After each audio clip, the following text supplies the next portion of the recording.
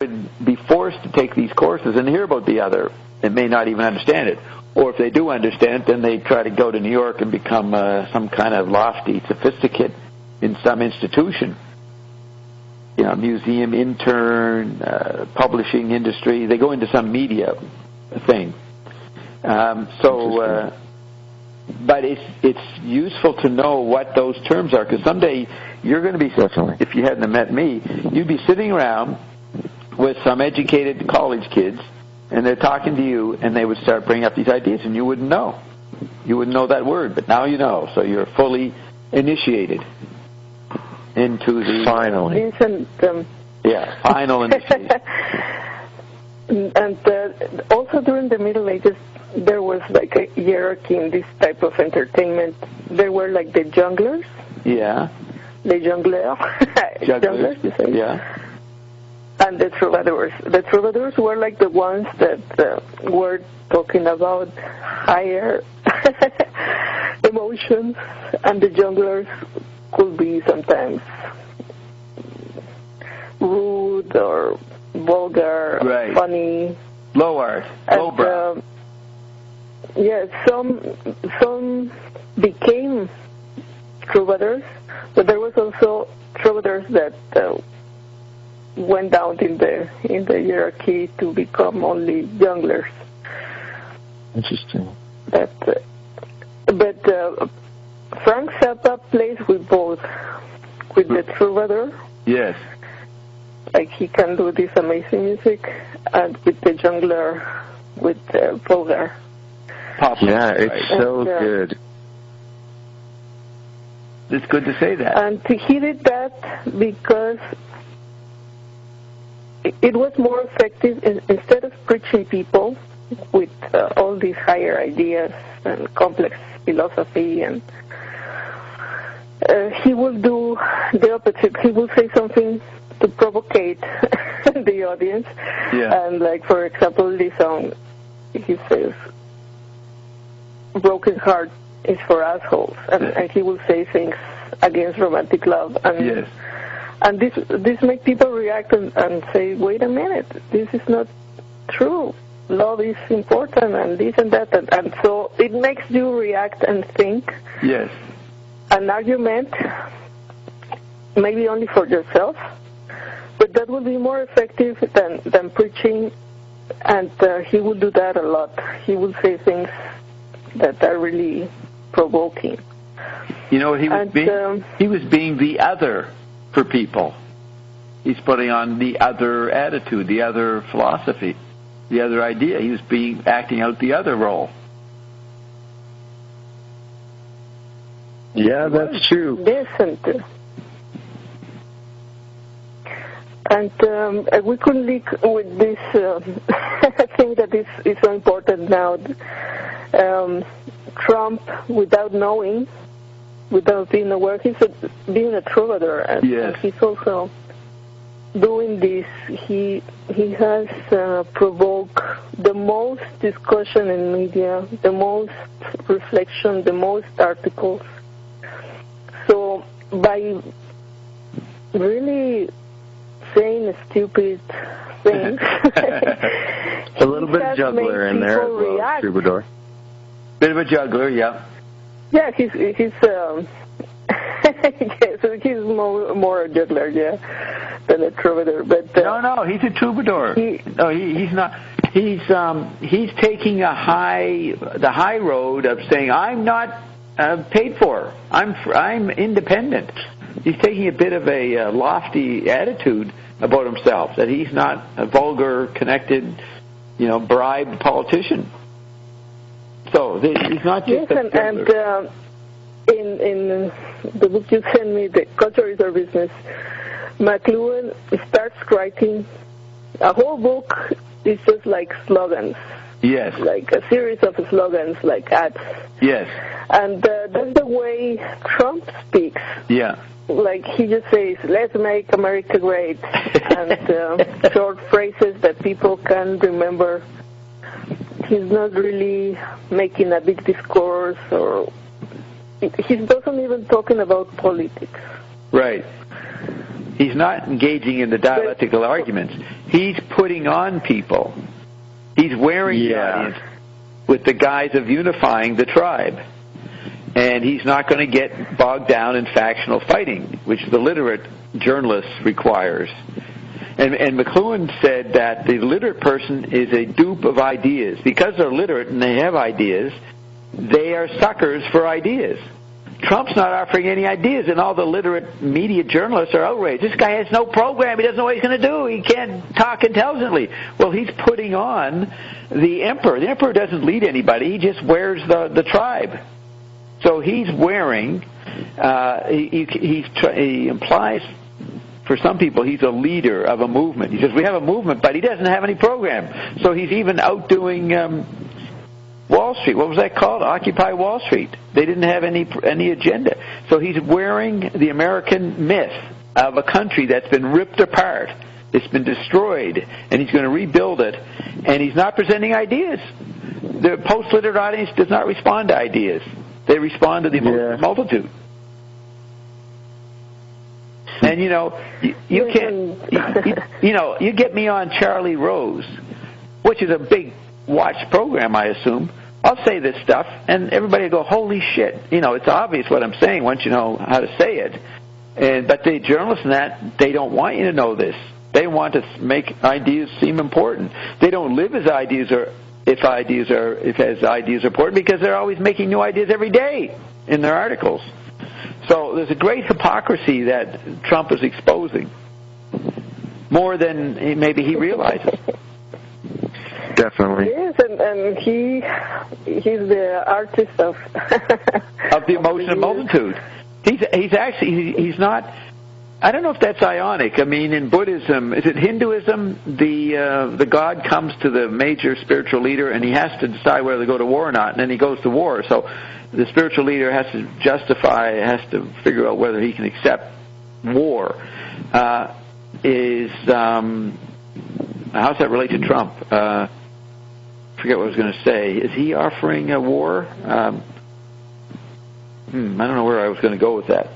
He's got the archetype of people, spiritual crisis, and so whether you go to war or not. Is he presenting a war? Yes. He's against the Android meme. Yeah, he's saying the lying candidates, the lying media, the lying everywhere. They said he went after the CNN's Megyn Kelly again, this woman who hosted one of the early debates, and Trump has refused to go back to Fox News. He's turned down 2 debates, and one of them he outmaneuvered as for ratings by having a celebration and raising money for veterans. That's the most tribal image you can come up with, is celebrating the soldier, right, who's gone off to work for the tribe. Yeah. Try to go into a soldier camp, or any of those guys, into a tavern where they are, and you start telling them May Brussels stuff, Sherman Skolnick stuff, Iron stuff, that they're just dupes of the oil company, of the oil business. Oh man, they don't like to hear that. I don't know if many of them would take kindly to you. No, if you start doing that. And you can't, I get this sense that a lot of people are embarrassed by the soldiers, a lot of educated people, and there are a lot of educated people in America. They're embarrassed, and everybody ignores them. But the simpler people who believe in tribal battles and they think something's being defended, they'll celebrate the soldiers. But there seems to me a big ignoring of it, and the educated people who aren't necessarily believing in the war mythology, they avoid interacting with the soldiers that come back because it's embarrassing. What are you going to say? So that's a sidebar. So I'm looking up at the angel chart, and ring 9. Okay, so the point is Trump really celebrates the veteran, right? That's the tribal part of Trump's image. So he's quadrophenic, so he's going to be part fascist, part communist, part anarchist, part monarchist, and part, that's it, anarchist, Marxist, monarchist, fascist, and communist. The ring 9, it says the 7 higher emotions, or mediations of mortar. That means mediations of public crowd dynamics. and they are 7 of them: patience, kindness, not proud, long-suffering, lack of envy, not rude, and not provoked. Now, to the degree I'm a poster boy for Ion, I fail in all those things. I'm obviously a guy. And Trump. You're the other to those things. Right. And actually, Trump being a quadrophenic, he says he's a nice guy, but he includes the other. He says, he's not a tribal guy. He's not controlled by anybody. He's playing off both sides. And plus media imagery, which squares the dialectic between you and the other. The other dynamic is, the dialectic of you and the other is stimulated in the Android meme. Yes, and I think this discussion is very important because, as Ian says, Trump might really become president, and McLuhan says here in Culture is our business. Most people just judge if something is good or bad, but they don't really go into understanding the process or the phenomenon of what McLuhan really called the language of forms. They don't look at the language of forms. Yes, and most discussion about Trump is only this good or bad judgments, right. But they're not really seeing other aspects of how could he be innovating, revolutionizing many things, many aspects of politics. And, right. Okay, let me say this.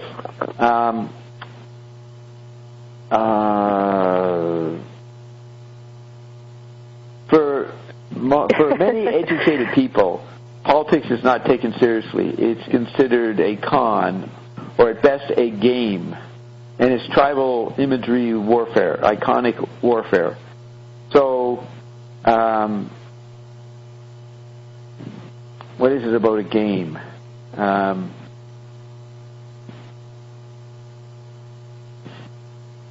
You're supposed to bring the culture together as president, but in the daily efficient causality of making ads and competing against your running mates, you're allowed and it's accepted that you beat the shit out of each other. It's like the slanging matches in the medieval era of the verbal fights.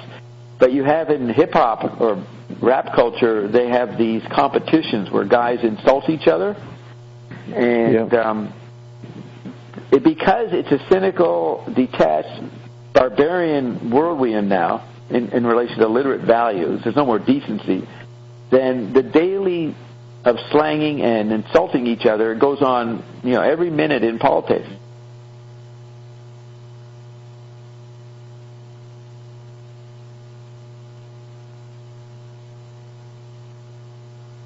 The late 80s, when Bush Sr. ran against Dukakis, the big problem with his image was everybody thought he was a wimp. And that was when you were starting to get in the late 80s, early 90s, where the tribalism had really taken over in the Android meme. You didn't have this wimp factor discussed in the 70s. It was still a transitional. So this warrior, these are major football players of ideas or of tribal imagery. Now, is Trump doing that? Yes, he's worse than anybody. He does nothing but. He doesn't wait for the ads during the week to go out to smear your competition. He starts doing it right in the forum for the actual civilized exchange of ideas. He's the one who's being violent right there on the podium, accusing each other. So, as a violent image, he has crossed the boundaries, and that's what's shocked people. He has brought the actual ground of politics, is this warrior sport game thing. He brought it on stage. He took it out of the underbelly. At the same time, he can use the major media's attack on him and say, I'm a nice guy. These journalists are violent liars. So you'll see in different contexts, he acts a different way. So he's being the other in different figure-ground relationships. So that's where he's quadrophenic. That's why he's so effective. Right. The young people like this. They know there's something real in what he's doing because they live that every day. You guys have to live this. You're listening to Ion in your van while traveling. You can't let the other guys know you're listening to the van. You have a little secret culture going on right there in your on the road life, right?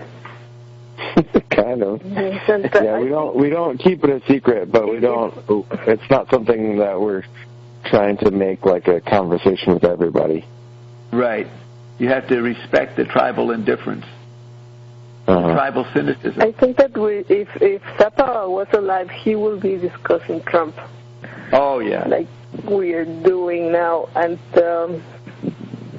no, you know what he would be doing? We're only in this for the money for Roxy, campaign. Roxy, he would and culture is our business. Roxy, he would not be discussing Trump. He would be the antidote. He would say, I can't take this. I'm going to save this country from Trump. He would run against Trump. Well, he ran for president and he didn't make it, and he didn't run for president. He explored the idea. He actually went to Washington and talked to some people in I think it was Democratic Party bureaucracy, and he came back. He said, "It is too Byzantine, like Byzantium. There's too much of a Byzantine bureaucracy. I'm not encouraged to engage this. I learned from these experts of it's a huge waste of time, or you really have to go through this proper pecking order." But he juxtaposed that with the idea that he wouldn't campaign in a normal way. He would just do interviews, basically run from his home, just do interviews. And then he got sick. Then he got diagnosed with cancer, and that was his alibi to quit. But we never heard a final statement where he said, "I'm running." The last bit we heard was, I don't know about this. It's pretty obsolete. Now, I asked the Evergreens about this, and they said, no, Zappa could never be president. He's not part of the world of acceptable norms. You have to be part of the political establishment. I mean, why does a vice president get to run in the next election? It's all, if you make vice president or you're some kind of major governor, you're the one who gets to run. The average person can't enter the election, can't answer the campaign. So the Evergreen said that Zappa would make a good local city hall guy, whatever you call him in the States, assemblyman. He would be good, excellent as a local politician.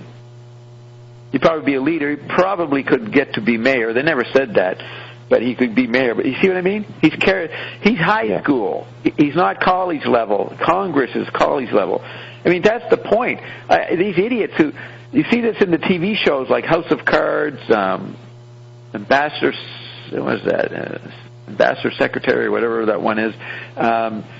All these things about politics and West Wing.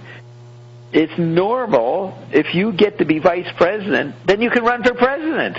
And yet you're just a jerk you're usually a nobody to become vice president, but apparently because you hung around for 4 years, you're qualified. So it's really a closed shop. Politics is such a specialized area. You have to spend years like a doctor in politics to be eligible to run. So it's a medieval hierarchy, it's Byzantine, and it's not your populist democracy anymore. Can't be done. But Trump is trying to upset that. That's what he's up against. Yes, and Zappa always said politics are the entertainment branch of the military-industrial complex. Yes. And Trump is really like an entertainer, but he's saying he's not going to keep up with this the way things have been done until now, just making debt for military interventions and wars when there are other needs in the country. Right. Now, so that's one of the things that really attracted my attention. Right. Now, let me say this, Roxy. You gave me an idea. McLuhan said that in the electric age, the traditional division from the Gutenberg era between art and commerce. The artist was a guy in the garret. He's not a materialist. He's not bourgeois. He's not trying to make money. He represents some kind of alternative spiritual values, or McLuhan would say acoustic values. Most modern art, most of romantic art in the 19th century was trying to get acoustic space, retrieve acoustic space versus Newtonian visual space. But in the electric age, art and commerce go together. They merge. There's no difference because it's all within an information society. So what we have with Trump is the businessman as comedian or as entertainer. And since business as a separate function, specialist activity is obsolete, it's merged with everything else because you can't define what people are doing today. You have to say, well, it's an information society, and people are marketing in different levels of information. So Trump is the ex-businessman who has nowhere to go but to the center of the Android meme and take charge. Yeah, you were going to say something? McLuhan anticipated that with, I think he said that there are no more jobs but roles. Yeah, just roles. The global theater. Right. And let me add to the that. Android meme. When Zappa in the 80s says the media is all there is, and he had to learn that. I don't think he understood that in the mid-'60s when he sort of started the Youth Revolution and was actually trying to start a third party called the Interested Party and run for president. He was talking about running for president in 68 and 69, but he got Tom Wilson to do it first. But anyways, the idea that politics was a serious, humanist endeavor of managing society, by the 80s, the media had taken over so much that he knew that there was no ground for that kind of Gutenberg politician. So with the media being all there is, that brings in McLuhan's point that people can only have roles in the global theater. So you find all these accomplished scientists or businessmen or whatever, athletes, the big temptation is to become a politician. Because you did well in your field, you're supposed to go into politics. And that means acquire a media role. Whereas other people like Donald Trump, he never took politics seriously, but he wanted to get in the media, so he became the host of the TV show. Most wealthy people want to get in some media role. That's the modern currency. That's where you get attention. So they do all kinds of things. President's wake, there was this phrase, love thy label as yourself, as thyself. That's Finney's Wake. Love thy label as thyself. Right. That's love your media image. So you are a label. Right. You are the business. Yeah. You are an icon. Let me just check something. We have a whole new name here. Whenever a new name comes in, I like to see who they are. I'm unmuting you. 541-285. Who are you? You want to? Oh, hey Bob, this is Paige. Oh, okay, Paige. Yes, you're an intellectual. You'll find our conversation interesting here. So I'll put you. I've never seen you. You've never really called in much, have you? Not much at all. No, just a few times. Do you have any comment on what we're saying so far? Yeah. Well, you finally came around to it towards the end there. Can you hear me okay, by the way? Yes. Yeah, you're clear. Okay, cool. That Trump for what the past 10 years had built up his role play, King of the Android meme, and his show, which was like one of the top rated reality shows for year by year. It grew in popularity, and so here he was as just this massive celebrity figure who was part of this every week after week shown in the boardroom as this major guy making the deals and saying you're fired and that's that's almost being presidential. He was being presidential as presented in TV shows like House of Cards and whatever other ones there are. There's 2 or 3 of them about the White House right now. And so he's not really anti-Android meme or the opposition to the Android meme. He is the Android meme. Yes, he is part of it, but he can retrieve part of the juggling of the 5 bodies is the curious retrieval of the chemical body. Remember a week or 2 ago I read Croker on body drift and how in a discarnate post-physical body media simulation going on, media circus, there's so much emphasis on the flesh, the beating up of it, the destroying of it, the aborting of it, the this, the that, the pornography of it. The flesh image dominates. So he's taking the flesh image. He's saying, I'm a chemical body, and I don't like the way the Android meme has wrecked our country. We must bring back chemical body values. He's falling back on that. You know what I mean? And he's saying that there's too much media management by the other politicians. They're too much part of the script. And they're ignoring jobs. They're ignoring chemical body issues. So you're saying he's trying to retrieve the chemical body? Yes, he's bringing in chemical body concerns. That's all the president can be. It is not. It is the heart of the Android meme. It is an image, and a fluctuating image, a quadraphenic image. That's all it can be.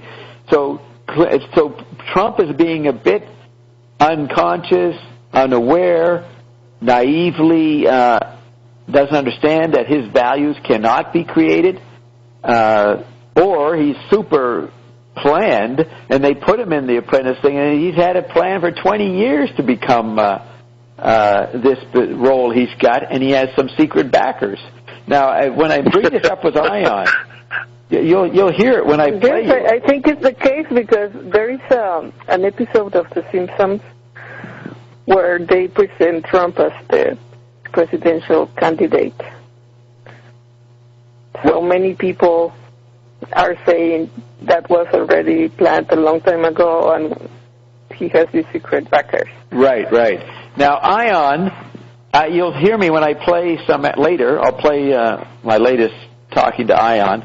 I asked him how many of the 418 group are supporting Trump, and Ion did that. You know what can you tell me what he said? How does he 22? put him? No. How does he put importance on it? How does he put significance in his answer? What does he say when it's an important point? He says, we didn't say that. Or he says, we have no comment. He won't say.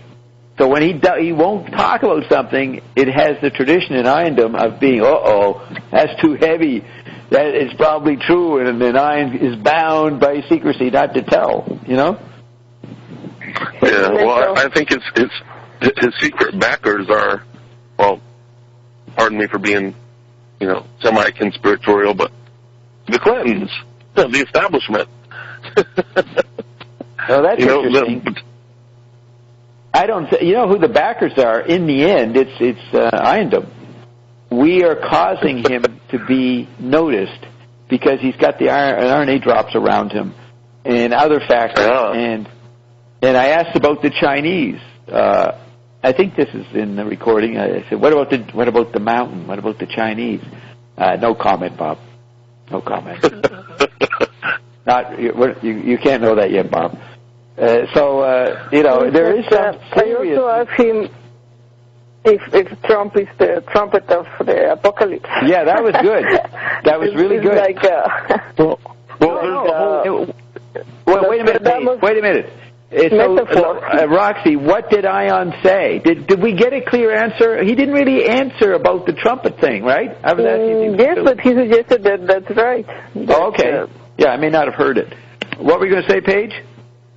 I was just noticing when I was looking into The Apprentice and who was behind The Apprentice and all these other reality show TVs like Survivor was the other huge one, and that was the beginning, and a few others. Is the whole Burn meme? You have Feel the Burn with Bernie, who they're comparing these two people, Bernie and Trump, as like the two outsiders, sort of, I guess. But you have the guy behind Trump as Mark Burnett. Burnett is the guy who was the executive producer of Survivor and the Trump Show Apprentice and a few other ones. A few other, like The Voice is the new American Idol. And so Feel the Burnett, Feel the Bernie, and there's this whole weird burn thing going on. There's a big burn happening right now. The house is burning down, and they're the firemen. They're going to put it out. Or or they are the arsonists, are burning down the establishment. Several ways it goes. It always has to be multi-level because so many institutions are interacting with each other. That's the kind of training of perception you get from Finnegan's Wake and from McLuhan. But I just hadn't heard anything, maybe it's out there, but I hadn't heard anything from the Android meme yet regarding the Burnett factor and the Bernie factor, coinciding with the burn. Well, now that you've said it here at headquarters, it will show up at some point over the next 24 hours or here at Anomaly Central. Yes, here at Anomaly Central. So, which is exactly how Zappa fucking conducted the band. Anomaly Central. That's what he did. He would conduct an environment that he allowed the unpredictable, the accidental to happen in. That's what his concerts were. So back to that's what I call the satellite conductor. So, okay, Paige, we don't want you here too much. Do you have a comment on Zappa? Are you informed on Zappa? Well, hardly. Right. See, that's why we're going to mute you. We appreciate your input for the backgrounder. We're going back to Wolf Blitzer now, and the themes are before us. So it's a really good question. What would Zappa do today about this? McLuhan was on top of this in 68. He had a serious election in 64 because it was the recovery from the Kennedy assassination. So no room for humor. And you even had Barry Goldwater, a very right-wing guy, saying, let's nuke North Vietnam. So there was still that 50s dynamic there. So by 1968, the world has gone crazy. In 65, 66, 67, you had every major turmoil, social movement going on. And so Pat Paulson, the famous comedian of the day, he runs for president. So when they asked McLuhan, what is the method of your sociological analysis? What are you doing? What is the role you're playing? They were trying to figure out McLuhan. He said, well, I consider myself doing the same thing as Pat Paulson. He named a fucking comedian running for president as a description of what he was doing. He's a serious professor. That's like, what would that be? That's like the head of Harvard saying, well, my role model is the head of the porn industry. That's how outrageous it was back then. You name some porn star. Today, that would be more what it is. And some respectable professor saying that I'm engaging in the media in the style of a famous porn star. That's how outrageous it was. And McLuhan said he was like a Pat Paulson, that he was a comedian. So yes, because he was a troubadour, and he was seeing deeper and understanding more the process of what's really going on, not only the surface of a comedian trying to be a politician, but why would a comedian be doing that? Right. Why would a comedian be doing that? Now, McLuhan was the first, in his books in 67, 68, I think really in 68, he was the first to point out that entertainment has become political and politics have become entertainment. He was the first, I think, to really say, hey, even though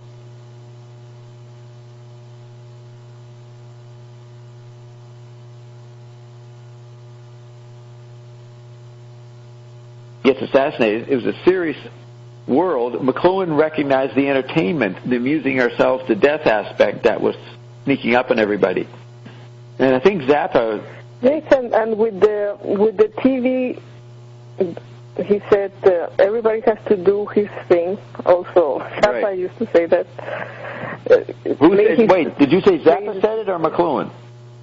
Yeah, do your thing. Who said that? But McLuhan says that also in Culture is a Business. Yes. He says everybody has to do his thing. Play his role. Yeah. And you're saying Zappa said that? Did Zappa say that? Yeah, he was always saying do your thing. Yeah, well, what he made fun of it on Lumpy Gravy, he has one of the voice guys, Motorhead, one of those guys going, do, and they call that doing your thing. do, like some mindless little riff. That was the amateur level of doing your own thing. But also he said in Culture is Our Business, I think it really links to what's going on now. Yeah.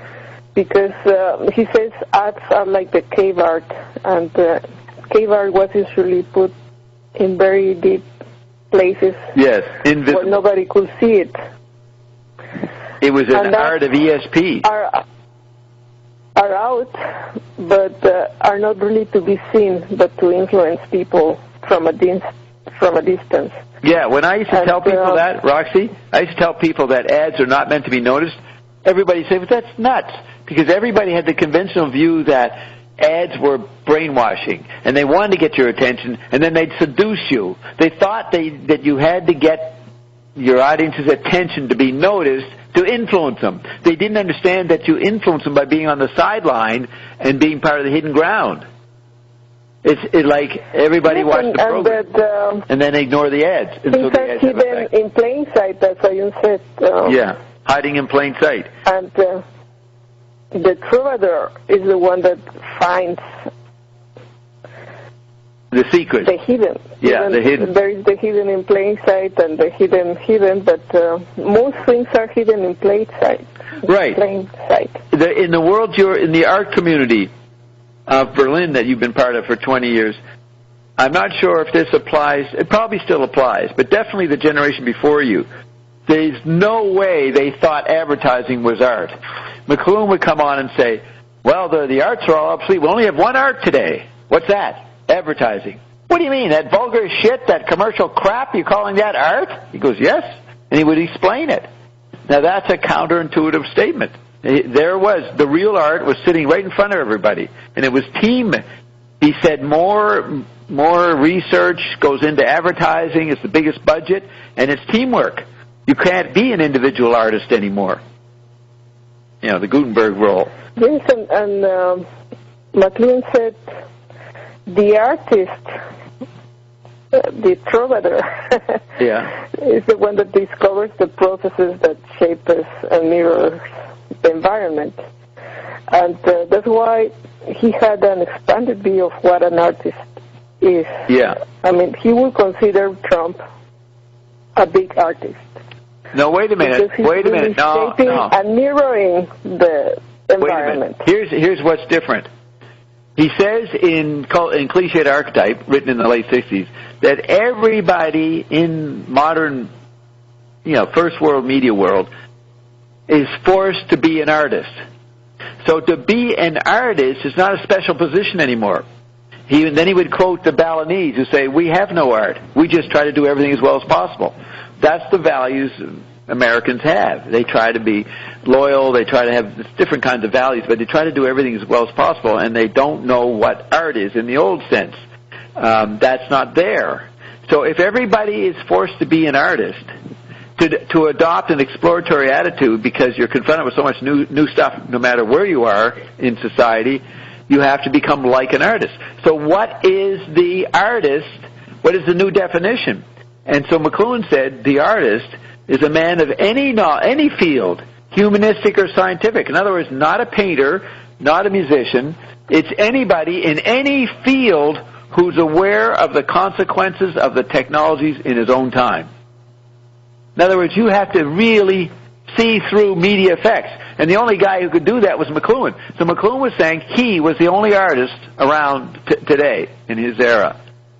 He was the only one aware of the consequences. And there's an article, big headline back in the 60s. The title is, I am the only one who knows what's going on. Listen to this. The quote is, I am the only one who knows what's going on. That's what he would tell people. Whereas, yes, but that's the definition of the troubadour. He's the only one that finds out what's really going on. And true. He finds... Well, the troubadour is the So you will be then the only artist around. Right. McLuhan picked up from Wyndham Lewis the idea of the artist as enemy. So Lewis started a journal in the late 20s when he was very unpopular. It bothered everybody. He called the journal The Enemy. And McLuhan, in a respectable family TV documentary called Telescope in 1967, at the peak of his mainstream coverage as a new phenomenon, he's sitting there in his office or on a subway rolling along, and he says, well, I consider myself the enemy. He's talking like a terrorist. He's saying, I consider myself a terrorist, an enemy, the enemy. So he's quoting Wyndham Lewis. So the troubadour is like an anthropologist. He's floating around on the outskirts. He's not part of the daily grind of information designing, which is the whole society is involved in. He's outside like a satellite floating around. That's the enemy. So that's what the troubadour is. The troubadour is the enemy, disguised as a what? A Trump. A Trump. Yeah, a Trump or a drunk. Yeah, disguised as Trump. Disguised as a fun-loving, folk like Nate and Alyssa are troubadours. They could be. It's the best. You know how? Are you guys still here, Nate and Alyssa? I am. Yeah, Alyssa went to sleep. Okay. Well, Nate, you guys are troubadours not because you're on the road, but because you're on the road and involve yourself with Iondom. You're involving yourself with the enemy. You're allowing yourself to be identified with it. That's the new troubadour role. Not going around being a minstrel. There's millions of people doing that. Well, what is the new kind of troubadour? The new kind of troubadour wouldn't be a singer, Roxy. Wouldn't be a pop star. And maybe Trump is close to that because the rumors are that no one ever liked Trump. He always was an oddball. He always was not accepted by New York society. Though I don't know much about that, though. Some people say that. He always was an outsider, not liked. So that's the new troubadour. That's true. No need to be liked. Right. Well, he's really rubbing it in people's face. McLuhan also says in Culture Research business and culture have become interchangeable in the new information environment. Yeah, art and commerce, business and culture. And Zappa said, we're here for the money. Yeah. That's Trump. Yes. Well, Trump's not there for the money. He's saying he's being responsible. All the other politicians are not, they're controlled by so many factors, they can't be real.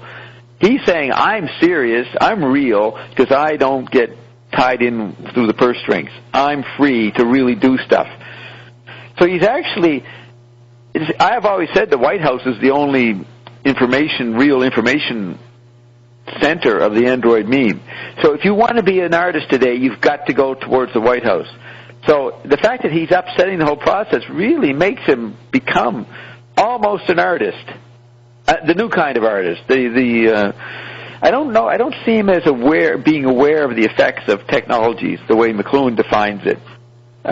He's acting it out. It's like Zappa acted out McLuhan's message, but he couldn't articulate it as well as McLuhan did. This is what Walter Bower's complaint was. McLuhan stood on the sidelines, he said, and just observed what was going on. And then Walter would say, I was in the middle of it. I fought the good fight. I started underground journalism and all the things he did. But McLuhan was an outsider. And what Walter didn't realize, you want to be the outside observer because the world of pattern recognition is the only thing that there is, and you want to stay alive to be free the next day or 2 years down the road to make new patterns, to communicate patterns. So the impotent observer is not so impotent now. And yeah, they're more like omnipotence. Yeah, it's like in art. The university professor is more important than the artist. The artist comes in and the teacher shows off the artist to the students. So this is what an artist looks like. This is what you're studying to be. And then the artist goes out and has to struggle to get a grant or to survive. You can get a gig in a gallery, whereas the professor just carries on managing the information society. So in academia, the professor has got the security more than the artist. And where else? There's a new TV show called Vinyl, which is about this failing record I've been watching that. Yeah. It's a bit over the top, but it is showing the crisis of someone who lives on information and has to come up with new information and is losing sight of how to find it and in this total state of panic, right? Mm-hmm. Yeah, and seemingly the show seems to be moving towards him finding that new information. which is no, I don't see that. It's going to be... You don't think so? So far, he's a disaster. Did you see the most recent show? Yeah, I thought there was a little turnaround point. No, he became even... Every show, he's a failure. He's hated more and more. He duped his partner into thinking that the partner lost the money. Really? Wait, I must have missed that. Okay, did you watch that one? They go to Las Vegas? Yeah, I watched. Well, maybe I didn't. I thought I watched they all those that exist so far. It just, what's today? Well, no, it's been up for a few. I think it comes out it comes out on Sunday. There'll be a new one tonight or tomorrow night. But anyway, so they go and try to sign up Elvis. Do you remember that? Okay, no, I haven't. Okay, well you'll see that it gets worse. It gets worse. The guy is really fucked it after this last show. I mean, it's really bad what he did. Every show he causes a real problem. I mean, he was causing problems with his wife and family. Now he's lost them. Now he's... I don't want to tell you too much about it, but you'll see. It's...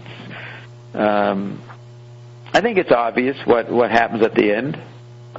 Not hidden. Okay, so back to this thing. One thing Zappa said... And listen to this, Roxy. In light of the corruption around you, what Frank said to Carol and I and Jerry Fialco and Bob Marshall when we were interviewing Zappa in October '88, we're sitting. We actually go to the water cooler, and Frank is getting a drink of water. We finished the interview. Now we're doing the 3.5 hours unrecorded part. But he says, all these people that are famous in Hollywood, I know them all. I knew them back when they were nobodies. That would be in 65, 66. That'd be the Jack Nicholsons and Dennis Hopper. Everybody was on the scene, like the famous guy Harry Shearer, who used to be on Saturday Night Live, and he's done some interesting stuff. He actually was on Freakout. He was part of the audience on Freakout. So all these people that became famous were around the scene like Frank. And so he says, I know all these people. I know what creeps they are. We didn't go into it. He didn't carry on gossiping, but he made... Do you remember that, Carol? No. You don't remember it? Yeah. It's striking how he set himself apart. He was implying that he was not a creep, that he had not sold out.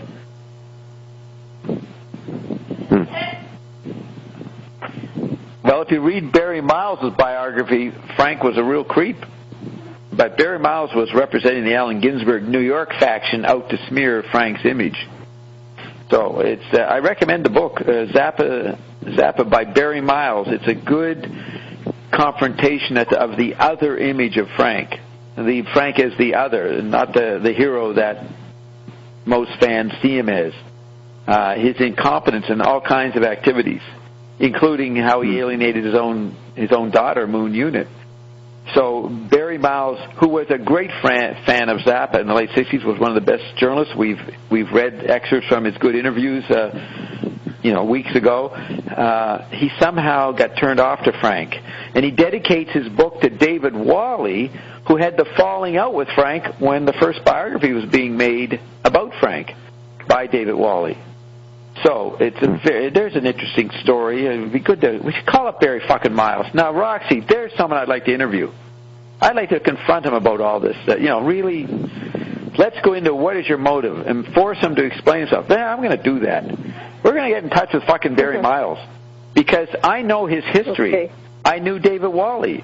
I know a whole bunch of things about the guy, and he wouldn't be talking to some dumb millennial or Generation Xer or even baby boomer. We'd have a fucking incredible dialogue. There's a guy that has to be dealt with.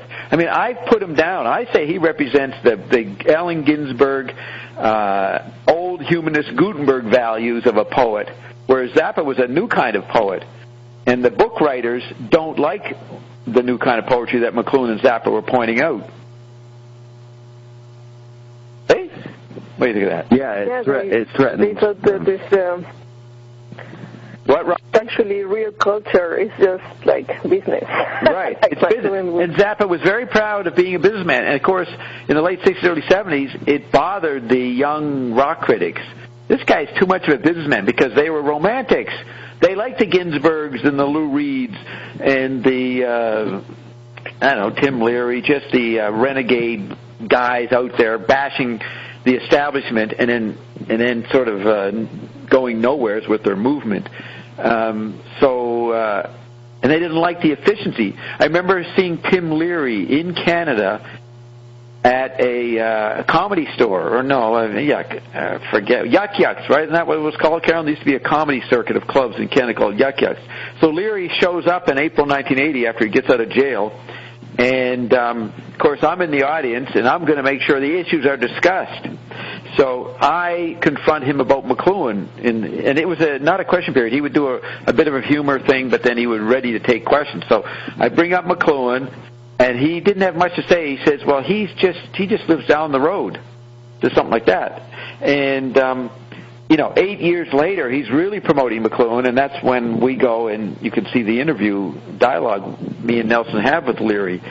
And I found in his library a copy of McLuhan's Take the Day of the Executive's Dropout, signed by Corinne. So he got it after McLuhan died in 1980. So the other thing is I brought up Zappa. So I'm bringing up the key people, McLuhan and Zappa, to this guy trying to live out the romantic idea of the troubadour comic, and in the old terms. And I said Zappa, and he goes, Zappa, he's got another album out. Another album. He has so many albums out. That's all he would say. He put down Frank for being so fucking efficient and productive. Prolific. Yeah, prolific. So Frank was, that's right, he was proud of being a businessman. Now Warhol, you have two guys, Warhol and Zappa, coming out of ad agencies. They both were in the advertising business. And they come out of it, and Warhol says, eventually, by the 70s, I want to be a business artist. I'm a business artist. He insisted on that. And so does Zappa. And in a way that relates to Trump, because he's also being more a businessman than a politician. Right. He's raising the archetype of the businessman. As if they're... Yeah, but see, the businessman, that's the chemical body nostalgia. And Trump's not a businessman in any conventional sense. He's a guy who survives bankruptcies. He knows how to float above that. And this is what Croker writes about. All events in the global theater go through expression, what's his word? Ecstasy and then collapse. Crash, that's right. It's spasm, crash. That's the economy. Spasm, something runs the attention field, gets billions in 10 days, and then crashes. Spasm, crash. That's the dynamic. And Trump is a spasm crash guy. I mean, I don't know what he did. He's got gambling casinos. He's got golf courses. He got some kind of entertainment media success, but he's also known to have many bankruptcies. So he does both spasm and crash. So really, his image is really, I don't think anybody could say he is the perfect guy. He's everything. He's got the spasms. He's got the crashes. He's had the many wives. He's a Christian. He's a TV star. A TV show. I mean, holy shit! The guy's got everything going for him. He transformed the whole country into a reality show. Yeah. Yes, and he's what is he doing when he goes? You're out, he yells at the protester, "Get out of here! You're gone!" That's Survivor. That you're off the island. Get off the island. He's a floating island. Yeah, you're fired. You're off the island. You're fired from this. What's really sad is that the journalists can't be honest or clear, I won't say honest, clear the way we are being right now. They can't write about the hypocrisy in their own business. They have to fit it back into left versus right or integrity versus corrupt. The cliches and the archetypes. Yeah, of Gutenberg art versus commerce, intelligence versus education, or education versus unemployed. You know, all the old stupid values of what you would call modernism. Postmodern, they're all postmodernists, but they hoik up the past. And they can't, and so they're so knee-jerk in their rejection of Trump. You know where you find the support of Trump? In the new Web.2 columns, News with Views. There's all kinds of places where people, citizens and former businessmen and this and that, can write their opinions, and they're usually knocking the mainstream media. So there's lots of satellited positions out there in Web 2.0. I mean, we encountered a couple of them in Cambridge when we went to the medical award for Carolyn, and one guy ran one of these sites, and his people come out. They love Trump. Trump to them represents a guy against the media establishment. You know, so there's a lot of support on, I'd call them the naive post-journalist opinionators that get to they get to the, what's that place called, the Huffington Report, or whatever the fuck it is, Huffington Post. Yeah, you don't get paid, but you're allowed to, you have a forum, a pontificating forum. Salon is like that. And a lot of intellectuals, former university professors, former successes in different obsolete fields, who get to pontificate in these respectable forums. There's different gradations of that. There's the more right-wing, the more left-wing, the more populist. It's just like the journalists, they ride the hatred of Fox News. They don't want to recognize that Fox News is so accurate because it admits that it's making a myth. It's all about making a myth about America.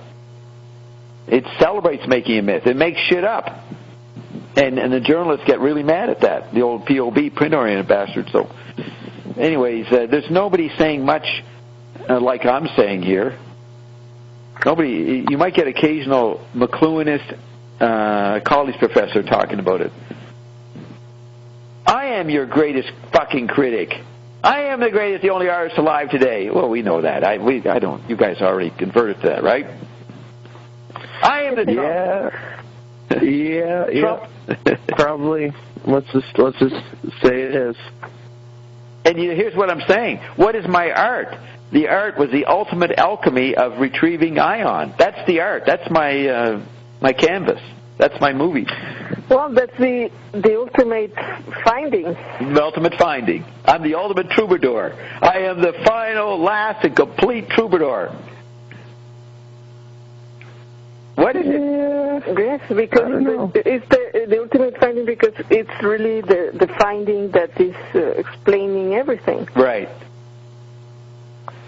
I think it's the exploring more than the finding. Well, it's the finding of many things. You don't stop finding. Yeah, it's endless. Yeah, endless finding. And with ion, you can endlessly find stuff. Ion's always introducing interesting aspects, new aspects. Yeah, and you can even ask him the same question on a different day and get a different angle on it. Well, did you hear Ion say, that's all I do? I get up every day and ask the same question every day. The same question every day. That's funny. So Zappa was a great finder of obscure musicians who were really talented. You know, many people were hired by more famous bands after they saw how good they were in Zappa's band. People like Adrian Belew, Steve Vai, let's see, there's other guys, Ian Underwood, George Duke. So many people passed through and went on and specialized in more music industry slots, whereas Frank kept being non-music, non-movie maker. He was the other to music. That's right. He was tactility, and he was trying to get you read his biography how he almost got a nightly talk show where they were going to satirize. Oh man, that would have been great. Yeah, read it in the biography how he conceptualized like doing a commentary on the news, on the media society, which he shows it's acted out in the DOFA final big opera he was going to put on called D.U.F.A. God Lies. But he actually almost got Daniel Shore. Daniel Shore agreed to be on it.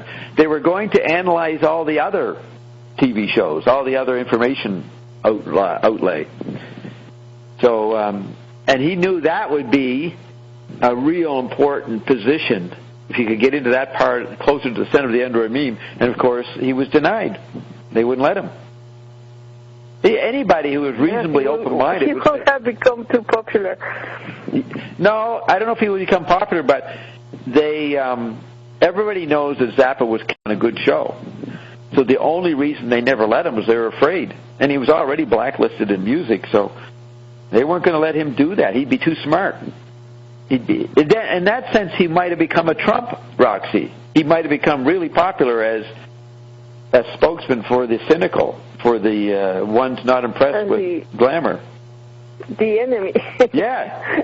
And most of the chemical body is in the position of being the enemy. That's Trump's charisma. They call them the angry white man. No, it's not the angry white man. It's the ripped off human body, chemical body that's pissed off.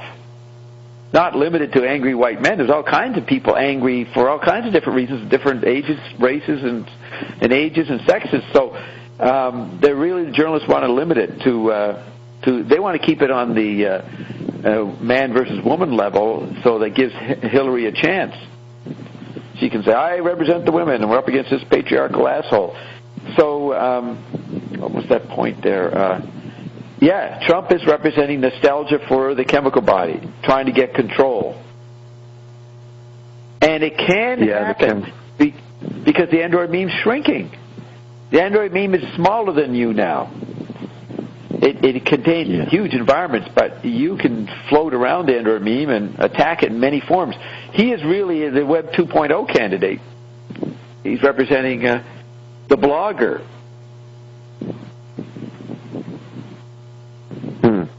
Develop that a little more, the blogger analogy. Well, in Web 1.0, in came email, in came going to different websites, and then forums and chat lines, and and going to corporate websites or websites that somehow got their shit together, got funding, and therefore you would go look at them.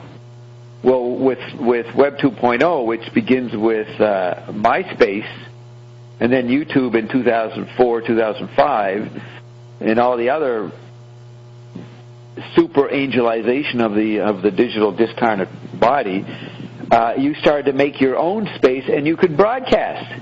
You no longer were going to mainstream broadcasting, right? You and comment. Yeah, you're your own publisher. Your own publisher, movie maker, video maker. So you are king of the media. That's Howard Stern's problem. He ain't the king of the media anymore.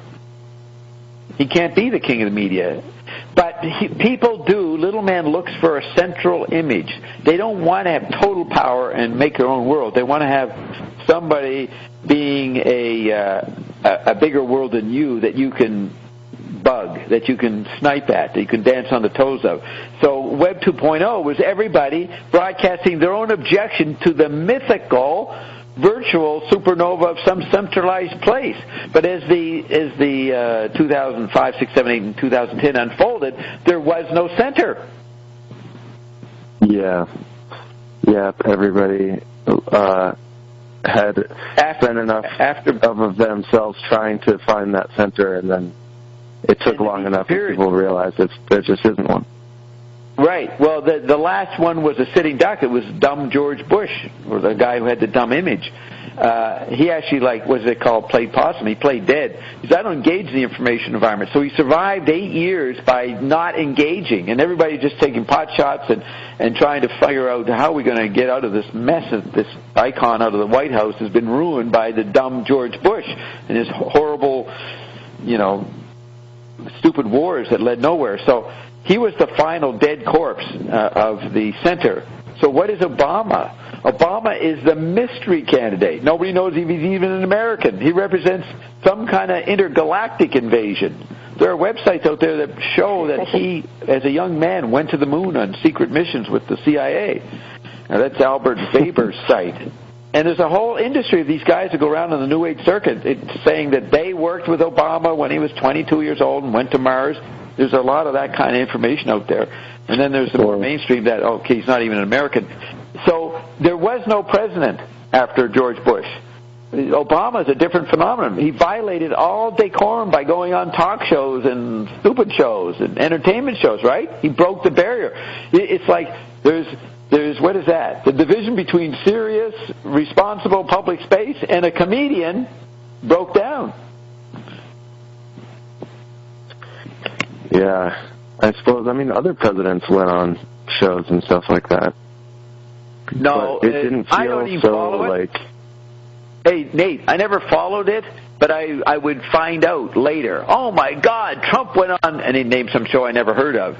I'm just registering the outrage that went out by people. You could just pick it up on chat forums. It doesn't matter where you are. Someone's going to come in and talk about Obama, no matter what forum you're on. And so I'm only citing what I heard. You know what I mean? That they were outraged that he went on... Nixon went on Jack Parr in 1960, and he played the piano, and that helped. But when the president starts going on raunchy post Johnny Carson shows, that was a bit indignant or undignified. Yeah. And I don't know. A little below his pay grade. Right, and he went on Reddit. Reddit is that place that, I was quoting those guys saying that Bob's an alien and he's this, all those crazy quotes about a month ago about me. Yep, I remember. On Reddit, that's what he went on Reddit. He went on that place and engaged tweeting, interacting digitally. So, I don't think Obama, every angle can support their view. He's been a total failure as a president. Now, I get emails from Ike Willis, one of the main Zappa guys in the 80s. He's always posting, or his friends are always posting, proofs that Obama is the greatest president ever. He's created the most jobs, the most welfare, the most this, the most that. There's all this statistical layout of how Obama is an incredible, successful president, but the racist white media, suppress that fact. That's what I get from Mike Willis, and he's black, and I get that kind of stuff comes from his site. They think the criticism of Obama is a neo-Nazi thing. Racism. So nobody knows if Obama did anything. It's just each meme, each faction has their statistics to prove. Here's Trump saying that Obama is one of the worst presidents we ever had. What's it based on? What did Obama do bad? I think he got that on a napkin, so you can trust it. Yeah, the napkin told him. Now that's an interesting thing. One of the main interviewers of me was Nardwar, the human serviette. That's what he called himself. Nardwar, the human serviette. And he actually, in the 90s, got on CBC as a cultural commentator. But he's this ridiculous guy out in Vancouver who confronts rock stars backstage with this ridiculous high-pitched voice and mocking them. And usually he got famous because you'd watch footage of the rock star being just shocked at this idiot haranguing him. And some of them would get interviewed. But I came on that. I was interviewed by him right around the X Day in July 1998. And I did so well with him that people called in and said, Nardwar, I never thought I'd see it, but I think you've met your match. This Bob Dobbs guy is the most absurd thing I've ever heard. I out-absurded Nardwar. What band does he play? What'd you say? What?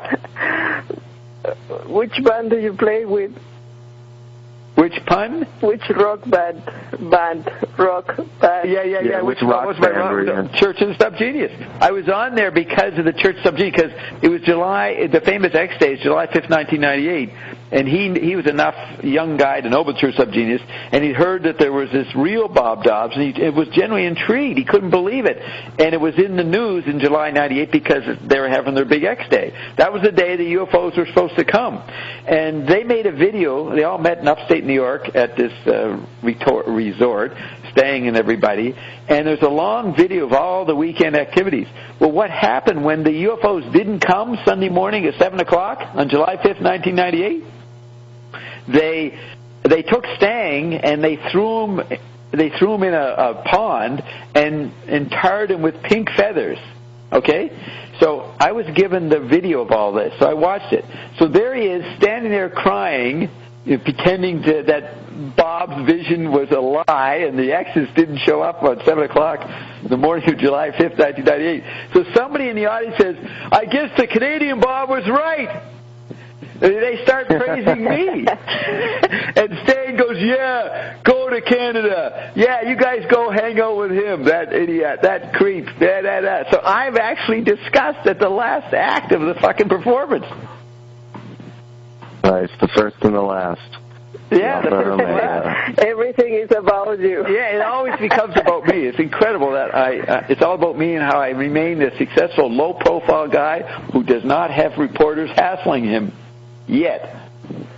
And of course, we're well prepared. Who hassles the likes of Nardwar? Yes, okay, I want to play you that. Here's what happened. Well, I got something to tell you. The only reporter hassling you is me. That's right. And we're not sure what you are. You're using Ion to prop up your family history. You're finding out that you were at the core of everything, or at least your great-great-grandfather. So yes, we're not sure if Roxy is a triple agent and what she's an agent of. Right, Roxy? Probably quadruple agent. I'm working for the Habsburgs. Wait, you both spoke. What did you say, Roxy? I work for the Habsburgs. Yeah. She is the Illuminati bitch. She actually is the bitch from the old Illuminati. No, really.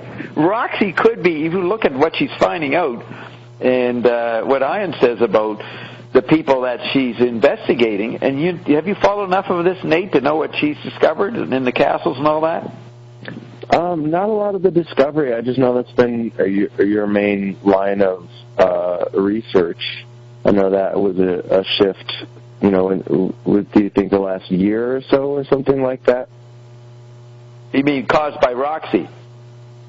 Yeah, I'm wondering when Roxy started really getting into the castles and the ancestry. Oh, that only happened a couple months ago. Okay. Yeah, it felt kind of recent. Well, Roxy, because of Zappa. Right. This show, that's right, this fucking show, we do so much, we can't even remember what we did. This show caused Roxy, she looked into the Japanese monster movies of the 50s and found that there was a big cultural celebration of these cheap monster movies that came out of Japan that Zappa celebrated in his music, like King Kong. He used to, he grew up. I loved those movies. Well, did you know Zappa was the first celebrator of them? I didn't know that. Yeah. Okay. So Roxy just checks out this monster movie thing because Frank was into it, so I don't know how much Roxy knew about Yes. it. But she checked it out. I'm actually taking a break. Yeah, she thought she was taking a break, and she went over and found that the Japanese culture vultures, the elite, were celebrating the wonderful B-movies, the Japanese movies, because they held Japan together after they'd been nuked in Hiroshima. It was a big, important cultural retrieval. In other words, there's no cliche back then. It comes back as an archetype. So then, how did it go from the Japanese monster movies to the castles? How did that happen? Yes, there was in the YouTube a video with the picture of Frank the First with the thing you have on the bottle. Yeah, the RNA drops. And that was it was related to Godzilla because the symbol of Frank the First was the salamander that sometimes really looks like a dinosaur or Godzilla. Right, that's where they came. So are you saying that the Japanese footage referred to King Frank? No, it was one of the videos, the Android me sort of proposes things to you when you watch something. Oh, right. This was a special message to you from Ion. But right? You serendipity. Yes, I've seen that painting of Frank the First many times, but I never noticed the RNA drops the background. Yeah. So, but does it come from a Japanese documentary? How do you go from the monster movies? No, it's not. It was related to the theme of like the reptiles or the the salamander. The salamander. Right. Okay. So then somehow the Japanese salamander becomes this monster Godzilla, and then the salamander is in King Frank. So it just slips over in there. Okay. So that's how we got into this, Nate. And then she finds out it goes back into her own family. That's what's amazing. Interesting. So then how'd the castles come into it? Well, the king, who is this king who she studied? I mean, her main education was in French. She went to a French school in Mexico. The higher society of Mexico believed in French education. So Roxy being a Mexican princess or a Toltec princess or a Spanish princess or a Basque princess, take your pick, she goes to this special education and they learn about King Frank. And as a kid she saw that picture. He was the guy who started France, started the nation. So she sees the fleur-de-lis or the column on the RNA drops design, the top of the ionic column is in King Frank in the background, but it's upside down. If you turn the bottle upside down, you see that there are like three faces of a king with a crown. Right, and that was in King. Okay, so she goes. If you see figure and ground, the figure of the painting is the portrait of Frank I, and the ground on the background in the fabric, the brocade.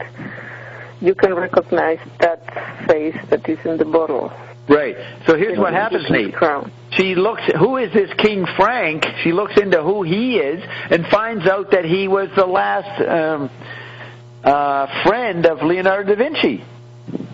That's what blew her mind. This fucking guy, Da Vinci, leaves Italy and starts hanging out with King Frank. Why? What were they doing? And then they made this castle. Then she looks at this castle, and it's an incredible, huge, 150 rooms, and then we never heard from Roxy again. She disappeared, went down the rabbit hole, and ended up talking about her fucking great-great-aunt, who are nuns, who met all these people. Whoa. Yeah, it's a good example of someone creating their own reality, and you're really studying yourself. Quite a tight weave. Yeah, and so she sent me today copies of the books that her great-great-aunt, who started a nuns' convent order in Mexico, and it went around the world. This is 150 years ago. And online, she can find her great-great-aunt's books. So she sent me the pages of the description of St. Cloud, Castle St. Cloud. I couldn't read it. It's in another language, but they're there online. And then she goes and starts reading her great-great-grandfather. He's the brother of the nuns or the father? Who wrote those books? Those are the sisters of my great-grandfather. Yeah, but they're sisters.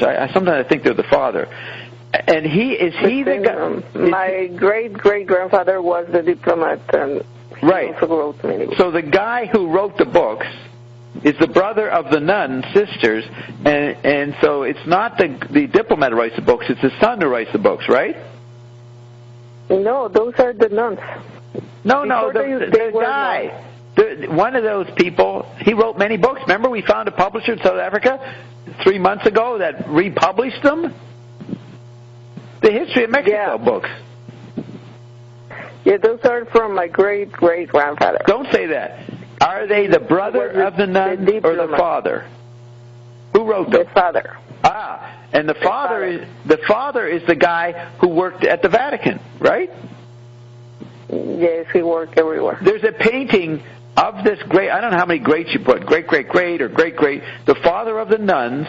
There's a painting of him leading the Mexican delegation of nobility, which are all Basque, because the Spanish king only gave the Basque because they weren't invaded by the Moors and they would be more loyal. There's this whole story behind that. And there's her great-great-grandfather presenting the crown to Maximilian. well-known painting. You will see. So she sees this guy, and then I remember in that period, she suddenly sees that the South Africa publisher republished this guy's books today. Why republish it? What's value about them? So now she's reading those books, and now really looking into her family, and we find out that this guy who was in the Vatican had an affair. I got more details on that today. Had an affair, a tryst, with the genius behind Tesla, Marie Henrietta, who's the wife, the estranged wife of Leopold II.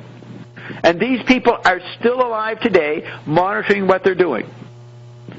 Monitoring what we're doing, I mean. They're monitoring us. Who isn't, though? There is no dead and everybody's around. Yes, not many people. There is the two physicalities. Right. The castles are these incredible environments, multi-world and weird situations. We won't go into all the details, but Roxy's talked about it before, probably on this series. Parallel worlding castles. There's 12 of them on the Loire River. And that's what Roxy I watched discovered. a couple of things about that. Right. So let's go back. So why are we talking about this? The Godzilla, like, how did we get... We're talking about Zappa. How did we go from Zappa to this? Well, all these things actually came from doing Zappa. Right, that's right. Zappa caused this. But we're talking about what would Zappa do today if he was around? Would he satirize Trump? What would McLuhan think? McLuhan was the first, talking about a comedian being a president. He used to call them Emperor Clown, Emperor-Clown, and he said. Bucky Fuller was an emperor clown of philosophy. He was a famous architect. He said that Pierre Trudeau was an emperor clown. Emperor cum clown, I think was the phrase. It didn't take today. But he says America was the crux of the global theater. It was the one country that was responsible for everything, so it had to be serious. It could never afford an emperor cum clown. 40 years ago, 50 years ago. It was serious. It was running the war against the communists, and you had a real problem in Vietnam and around the world. America was the bastion of all that was sane, and they could not afford to be jokers. And then the gradual erosion of the jokers is you get a peanut farmer. A peanut farmer is president? That's Jimmy Carter. And then a Hollywood actor who acted very serious and kept the American archetype going, right? He revitalized it, but he was an actor. That was sort of, things are getting flimsy here. And then George Bush is a CIA guy. Oh, my God, his big brother's running the White House, CIA director. And then you have a good old boy, Clinton, who's just a nut. I asked Ion... saxophone on the Arsenio Hall show. Right. Yes, that's right. He started to violate the boundaries. So he couldn't come on and be a joker, but he had to have a talent, but it's rock and roll talent. And and it connected with the youth. Yeah, there's reports Clinton's been acting odd. Mr. Clinton, he's been speaking oddly, and so there's rumors about his mental health. So I asked Ion, is Bill Clinton going crazy? He says, are you kidding? He's been crazy for years. Still crazy after all these years. So Clinton we're talking about the denigration of the serious image of the White House, the heart of the American battle against all that's evil, the city on the hill, and so it gets eroded from, Carter to Reagan to Bush to Clinton. And then, after Clinton becomes the dumbest guy in the universe, George Bush, George Bernard Shaw, reading him in the LaRouche book. George Bush, he says he doesn't read newspapers. He debated Gore, and he won by winking. He had nothing smart to say against the super-informed Gore guy, but Gore didn't know the information was obsolete. So while he was pontificating with all his facts and how he created the Internet, George Bush is on the sidelines winking at the audience. That's George Bush was flirting with the audience. Yeah, he was flirting. You say, look at this guy. He thinks he knows something. He thinks information is important. He doesn't know the medium has no message anymore. So Bush totally wrecked it, and then Obama took it to another place. So that means it's time for the emperor cum clown. Finally, America has eroded its self-image enough to have a Trudeau image.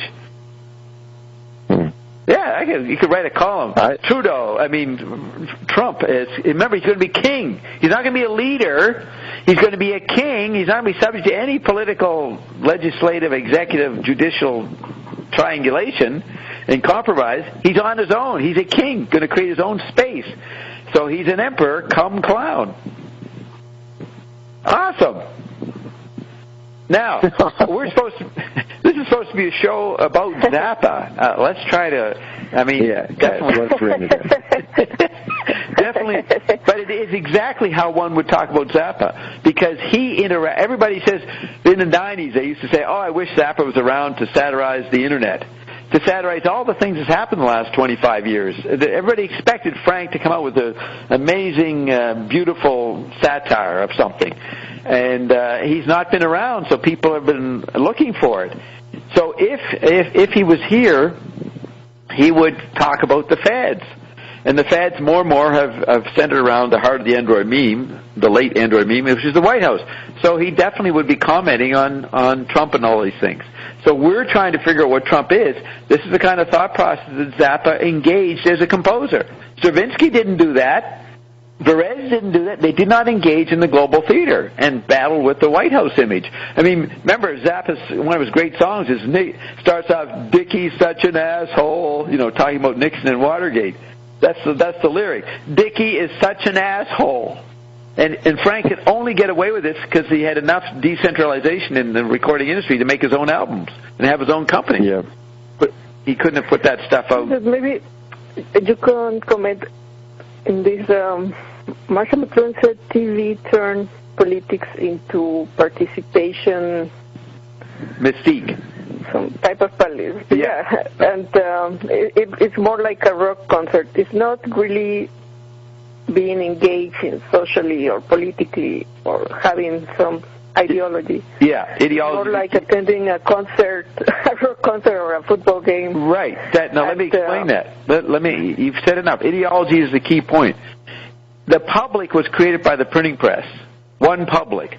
And the members of the public would develop opinions and a point of view about religion, politics, education, culture, okay? And they were supposed to be informed in these fragmented topics and then vote on the smartest opinion about what to do, about whatever the issues were and problems were.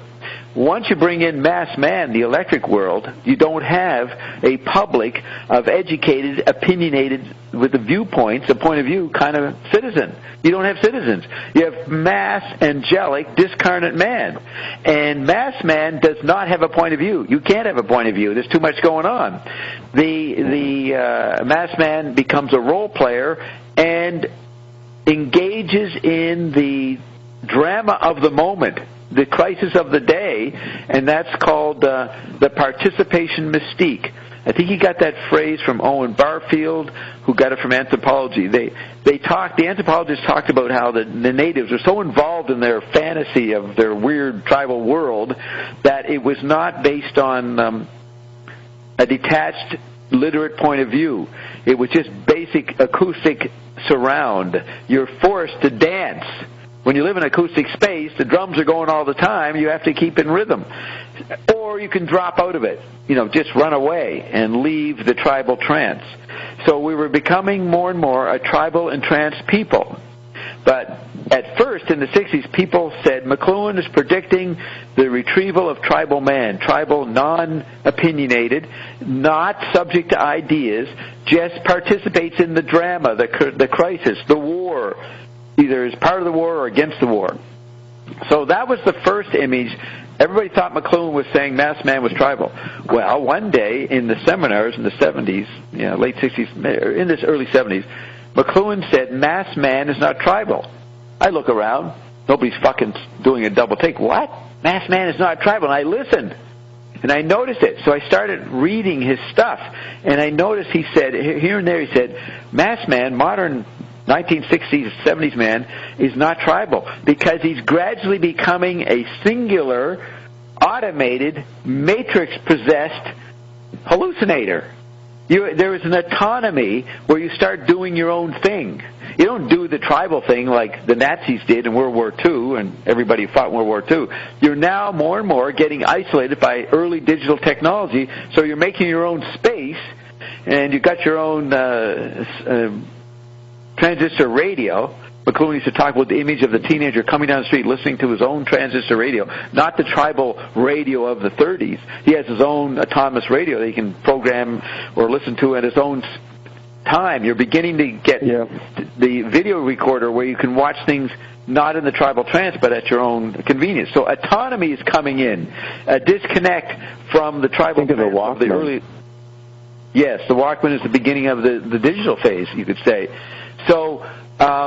my image back then was the astronaut floating around the planet. That's where the do-your-own thing came in the 60s, that you were becoming an astronaut floating around all the older broadcast media. And the Internet replays that. Now you're floating. You're a cybernaut. You're not an astronaut, but you're floating around all the media, especially in Web 2.0, and you're taking pot shots. You're like a Dr. No in a James Bond movie floating around the planet, attacking cities from your little spaceship. So there was a new level of virtual autonomy on the Internet. So McLuhan saw that, and he said, okay, mass man is beginning to be split. He's neither tribal, he's neither autonomous, he's a bit of both, and he's something else. He's an angel, super angel. So that was the beginnings of noticing quadrophenia. So so people like William M. Thompson, they start writing in the 80s, sort of reevaluating McLuhan and saying, McLuhan was right, there's some kind of weird tribalism going on. And so Thompson said the citizen is gone. The problem with LaRouche is that, says Thompson, he's trying to harness citizens to join a political party, an independent third party, and take over the White House, have a coup. But Thompson said, no, people are very involved in electric media, and they consider politics, he said, as much as a rock concert. When you engage in an election year, you're going to rallies, much like you've been doing for 20 years at rock concerts in stadiums. So he called that the participation mystique, or the participant, the drunk, involved participant of electric media. And then he said that the elite today, and he said this 10, 15 years ago, they do not engage. The Illuminati does not engage in electric media. They meet on golf courses. They don't broadcast. They remain relatively invisible. So he knew that we'd move to a post-information environment, while the techno-peasant is very involved in not having a point of view, but finding the band they like, or the politician they like, and then going to the rally and drowning out anybody who disagrees with your brand, which is what you see at the Trump rallies. They start yelling at one voice, one Matrix Web 2.0 guy who yells out, "You're a fucking asshole, Trump," and then the whole hive mind yells at the guy. You know what I mean? But he does have the one voice that protests Trump is a product of Web 2.0. And Trump is mirroring back Web 2.0, but Trump is putting on the participant mystique. He's reviving the rock concert aspect of politics. So it becomes a movement. The problem, I think, with the older candidates, or LaRouche, right, they're old school. They still think there is party politics, and they have to have a program and an ideology, and Trump is proving that doesn't matter. You don't have any ideology or program. People don't care about it's a popularity contest. And that began, that began with Reagan. The image, the icon of... Yeah, even Zappa complained about it. He said he was sick of conventions. All it is bunting. Do you know what bunting is? B-U-N-T-I-N-G? You ever heard of that? Like in baseball? No. No. Bunting is at different points, maybe it's only at the ending, when they nominate the presidential candidate and everybody's cheering, then they let the balloons and ribbons fall out of the ceiling. You remember that? That's called bunting. Okay, yes. Yeah, that's called bunting. B-U-N-T-I-N-G. That floating, graffiti. What they used to call it in World War II, graffiti? No, It was a graffiti. Confetti. Confetti, that's right. It's confetti for weddings, and then there might be another word for when they would throw stuff. The soldiers march down Madison Avenue or Park Avenue. Millions of people would rain down paper from their offices. Well, that's now miniaturized and happens in every ending of a political convention. So Zappa satirized that. Like a metaphor of somebody coming on you. Yeah, the golden shower. Yeah, the golden shower that Zappa talked about. But Zappa, there's a couple of interviews where he's ranting on about these idiot presidents and their bunting. And he mocked that. So Zappa is old school on a certain level. And, he represents the genius. And he's pissed off at the people. But Frank, he being quadrophenic, he didn't stay stuck in that. He could shift from that detached perspective, critiquing the culture, to just being another rock and roller wailing tranced in the electric drum, pounding it out. Yeah. Just rock it away. No point of view. But you're right, Roxy. The old politician. Okay, so the bunting thing starts in the 80s, if I remember. Reagan brought in. He didn't remember. He's a dumb guy. He really hasn't got many ideas. He can't lay out an articulate program. So it became just a cheering. The guy comes out and everybody starts cheering, and he doesn't have to say anything. He's just going to say, "America's great, and I'm going to win." What? The pep rally. Yes, the pep rally. And it's just gotten worse and worse since Reagan. So behind this slogan of "Make America Big Again" is what McLuhan was saying, that there is no more national or corporate identity, and also the individual identity was lost with the electric environment. Right. Every form of identity was gone. Creating a constant... trying to retrieve the America. Yes. Reagan tried to retrieve... America great again. Now, Reagan... It doesn't exist anymore. The countries. But let's go through the phases. Reagan said we must recover from the stigma of Vietnam. America lost in Vietnam. It wasn't fair. The media wasn't fair. We didn't treat our boys right. We need to recover a confidence, a celebration of the war was correct.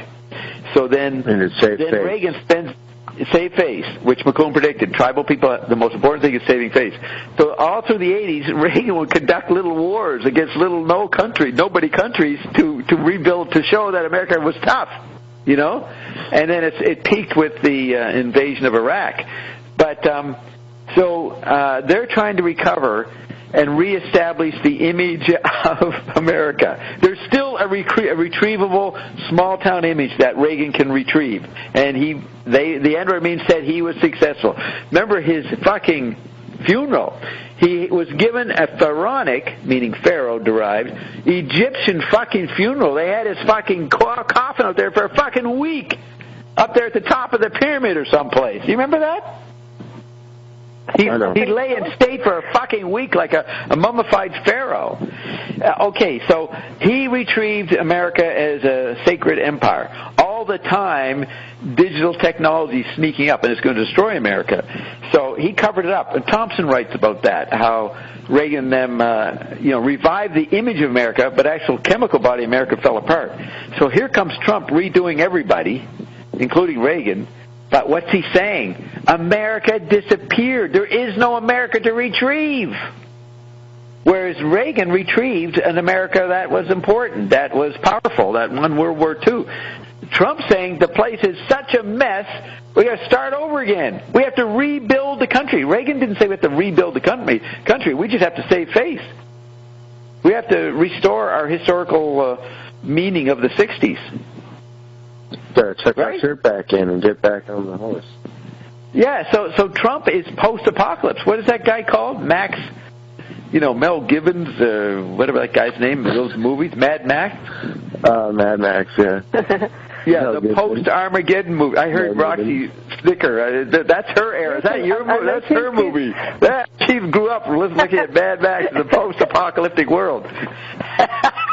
But I think it's quite revealing that he makes his whole plan to build this wall. Yes. Like, there is no more countries, but he somehow wants to... That's rebuilding a country. Market. The digital world destroyed all spaces. To retrieve the country by building a wall that says, this is America. That's right. Again. Yeah, we need boundaries. He's rebuilding the chemical body. The chemical body is built on a wall, a division between heaven and earth. You know, the literate thing, it got exaggerated with literacy, but the idea that you are bounded, a bounded space, that's the anthropomorphic physical. That's the chemical body being retrieved, and of course it has to have a tribe. And so you build a wall. He's building a castle. Aha! He's building a fucking castle that's feudal. True. Balbus is building a wall. Yeah, Balbus is building a wall. Now, that's a line in Portrait of the Artist's Young Man. Joyce took it. Balbus was a general, Roman general or something. He built a wall. And this became a theme all through Joyce's writings. The building of the wall, became the printing press and visual space and all that. And then the wall is a big deal in Finneg's Wake. So that's what she's quoting. Balbus is building a wall. And Balbus is the first syllables of the first thunder. It's ba-ba something. Bow-bow, B-A-B-A.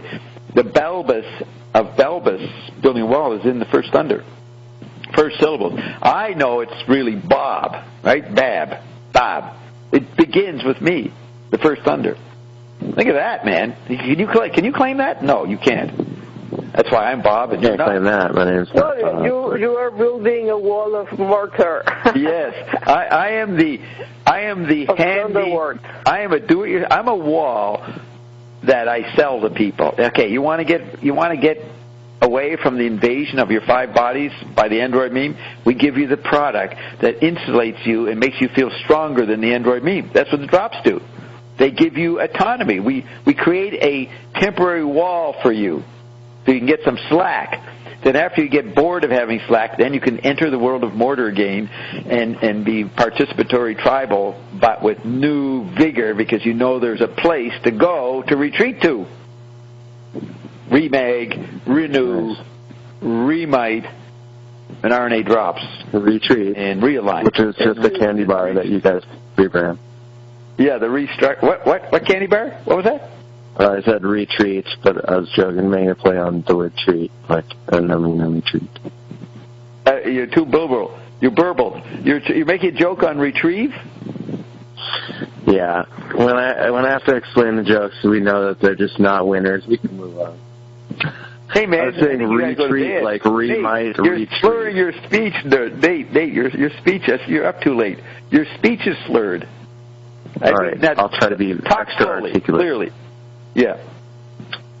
So, to recap this failed joke. No, retrieve. I want to get the idea you're saying. You said something about retrieve. All right.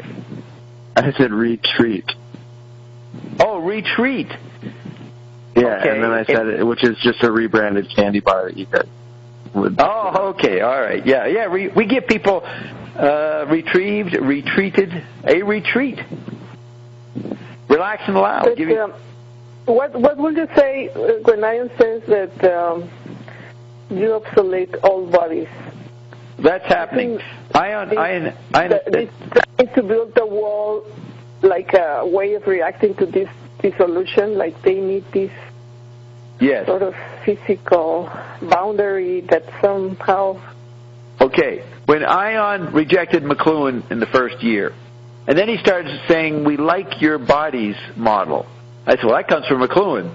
So he had to concede a little bit, but he told me, you can only bring up McLuhan, you can quote him, but then you must say, however, Bob says, and they demanded that I go further than McLuhan, because I said I had gone past McLuhan. So emphasize yourself. If you're going to quote McLuhan, okay, but always say however. So sometimes I would quote McLuhan and forget, and then I would come in, however, he'd prompt me, however, and then I have to make up some shit about me, right? So he's actually encouraged the talking of me and making it all about me. So then he's talking about the 5 bodies, and then one day he says, well, Bob, they actually are obsolete. They've merged, and we're in a new zone. And he didn't know that I knew that, because I consider the chart a visualization of a merged situation, but you can't see the merged thing because you see the 5 quadrants. But visually, it looks separate. So he then went on about, we moved to the hexad, the 6th body. And he actually shut down 5body.com. We couldn't get on it for 2 or 3 months. I would not let anybody on there until I changed my name to 6-bodied. I was called 5-body. And so he actually interfered on the website. This is back when it was still active, and people wanted to be on it, but they couldn't.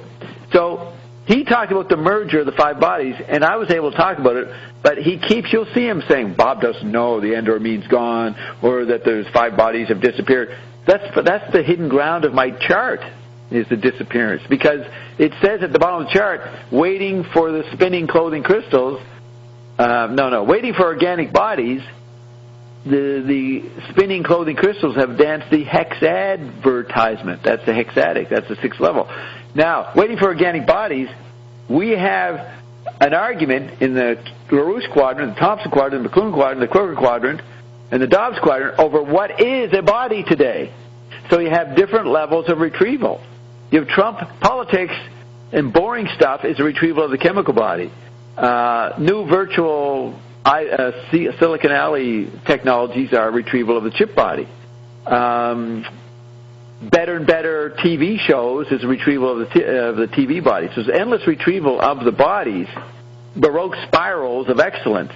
But politics is a retrieval of the chemical body. All right? So that's the merger. And we're definitely post-merger, because the 5... Trump... he can't get as far as us. We're in the hexadic. He can retrieve pentatically the chemical body quadrant with a bit of Dobbs quadrant thrown in, but it's not going to lead anywhere. He's got a bigger problem, which is us, what we're doing to the world. True. Trumping the Donald. Right. Trumping the Donald, right. And then you've got the 5 bodies, and you've got us trumping every one of them. We do better TV. We do better chip stuff, especially with ion. We do better chemical body stuff with our products. And we do better astral knowledge. And we outdo the mystery body, because ion is making the mystery body, he's exposing the mystery body, revealing it, and moving us past that to hexadic. So we got all the bodies. Now you, Nate, you didn't go to college, but... Alyssa did. You guys went and got educated. Nothing like what you're hearing is taught. There's no inklings. There's a little bit of chip body if you read Croker, but not many professors teach Croker. Do you realize how avant-garde our curriculum is? Yeah, well, it's the best salon out there, I think, for the edge of human thought. Of everything. At the edge of spiritual thought, because the spiritual thought is merging with physical. So we even have a new zone called the 2 physical. It's not measurable, our success. And it's actually so nutty that the average limited person can project their superiority into us. They can easily feel they're superior to our nonsense, right? At whatever level they're coming in. I suppose.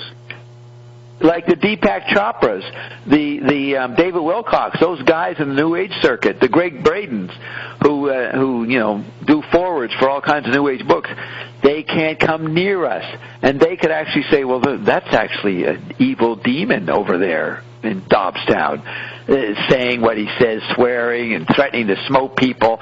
We don't have the lovely doves. What? Swearing. Yeah, why do you say that? The way I said it? Yeah, he's over there. He's a demon with his swear words. Insulting people. We are so violent in New Age etiquette terms that they can feel superior to us. But they don't know that they're going to die off. We'll be still around. That psychic told me. Did you re-listen to what the psychic I played last week? That psychic told me in '96, or maybe it was Birdie Catchings in 1988, said, Bob, you will outlive everybody. I've already outlived fucking everybody. Been here for thousands of years, right? But she picked up on it. You're going to outlive everybody. That's the best that a human being could come up with. Not that, holy shit, Bob, you've been here forever, and you're going to be here forever. You've been here, you are and you're going. Outliving everybody. Yeah. So I thought it was neat that she picked up on that. So what were we saying? We got to get before back to Zappa. Beg your pardon? I said, man, we got to get back to Zappa. We are going to. I'm going to go get an article, but there might be something else to say. We're having a very good conversation here, or I'm performing quite well, and you guys are supplementing me very well. I think speak for yourself. A great example of what we want to illustrate, what is the troubadour, the findings, what you see in this whole phenomenon and how you analyze this from other angles. Nobody comes up with. Does this, they don't know how to talk the way I do. Now, it's just the judgment of good and bad. Right. Bad Trump and his. So we're saying Zappa. Zappa anticipated Iondom, and the modern troubadour would not be just walking in the countryside singing folk songs like 800 years ago and maybe getting access to a castle and seducing the queen or the princess or something. The troubadour today is in a population where everybody's adrift. Everybody's drifting. That's the name of Croker's book, Body Drift. All the bodies are drifting. So everybody is the old version, chemical body version of a troubadour. But a real up-to-date troubadour would drift into the different institutions of the android meme. So you see in Zappa's biography, he goes and visits the Rothschild Bank to get funding for his projects. They turn him down. He's going into TV studios. He's going into different media environments. That's where he's drifting. He's drifting into different media environments to get a position in them and hijack them. He's drifting over into orchestral music. He's drifted into rock music. Whereas the David Bowies in them, they just drifted on a smaller level. They do a movie. Even drift into politics. Yes. David Bowie got himself in a tax problem, so he had to go live in Switzerland. He couldn't run for politics in Britain. His native country. Zappa could. So Zappa is the ultimate troubadour before Ion. And he has to be a troubadour everywhere, as is shown in Finnegan's Wake. HCE is everywhere. Then Ion shows up as the completion of the troubadour myth, because Ion's drifting all over the place and telling us that we drifted over here, we killed Steve Jobs, we drifted over there, we killed Obama. Ion's listing all these people that he's a troubadour assassin. He's emperor, come clone, come assassin. The goals are to become the lover who loves. Yes. But in the higher sense, like the troubadour understood. That's a good point. Love. They brought in the concept of love. He also said, you are creating the new song. So it is the new art of the troubadour, of the finding and sharing. That's a really good point. You realize, Nate, the idea of personal love comes in with the troubadours? They didn't have that in medieval times or going back. I didn't realize that. And it's a product of visual space. Yes. The literacy, the manuscript, the visual space coming in with the phonetic alphabet of the late Dark Ages, beginning of the later medieval, before the printing press. The idea of a private personality, private, not a role player, that is what love was. The knight would come in and engage with the role player, the queen, the princess, and he would seduce them from a corporate role where they would be married off to anybody, and it was a strict business tribal relationship. But to have personal emotion, involvement with one person, the emperor, the princess doesn't do that. They put on everybody. They're impersonal. So tribal people are impersonal. This personal love comes in with the troubadours. Interesting. Yeah. So then, so that then that gets exaggerated with the printing press, and then the nuclear family becomes a be-all and end-all, and marriage is a very important institution. Personal love is the ultimate saving grace for the average pagan or secular person or bourgeois. And then Ian said they were in a post-love world. That is accurate, because when you get into the electric age, people start to become role players, become impersonal, and they become, in Gutenberg terms, they become social psychopaths. You know, gang banging, raping, seducing, adopting all kinds of sexual roles and identities quadrophenically, becomes a violent exploration of a shattered identity. The love identity is gone. So we're well into a post-love world, a post-Gutenberg personal love world. And let's see. Yes, another thing, the singing of the new song is not only limited to this world. It's like Ian says, you can go further to other worlds. Right. So the troubadour. That's a good point. The new song is. Yeah, you're troubadouring across worlds. That's right. And you can have families in different worlds. Like Ian says, McLuhan has 3 families. Yeah, he had 3 families. Really? Yeah. So the traveling is a new troubadours travel. There's a new kind of traveling when everybody is in the same space and there's no more time and space. There's nowhere to move to. Well, then Ian comes in with a anti-environment. Oh no, there's other worlds. So that's one part of traveling. But Ian also emphasizes that you ascend on the spot. You going to other worlds is fun and dandy, but ascension is more than traveling. So Ion is the anti-environment of traditional troubadour mythology.